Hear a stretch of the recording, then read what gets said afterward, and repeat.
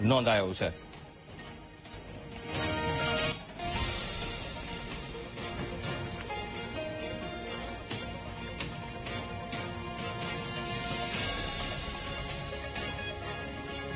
વરસાદના પ્રચંડ પ્રારંભમાં બોટાદમાં તારાજી સર્જાઈ છે. પહેલો વરસાદ, ભારે વરસાદથી અનેક રસ્તાઓમાં વાહન વ્યવહાર પ્રભાવિત થયા છે. ગઢડા તાલુકાના કેટલાક ગામડાઓ સંપર્ક વિહોણા બન્યા છે. ગઢડા, વનાળી, બિરડી, ગઢાડી ગામના રસ્તાઓમાં પાણી ફરી વળ્યા છે.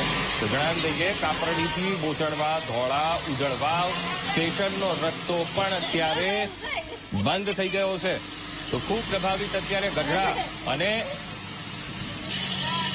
વરસાદના પ્રચંડ પ્રવાહમાં વાહનો પણ તણાયા. ગઢડા તાલુકાના અનેક ગામો સંપર્ક વિહોણા છે અને ગઢડા, વનાળી, બિરડી ગામના રસ્તાઓ પાણીમાં ગરકાવ થઈ ગયા છે.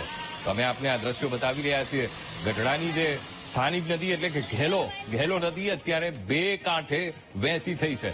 કારણ કે ઉપરવાસમાં ભારે વરસાદ, જેના કારણે પુષ્કળ પાણીની આવક એ ઘેલો નદીમાં થઈ છે અને જેના કારણે નદી નાળા આસપાસના એ છલકાયા છે.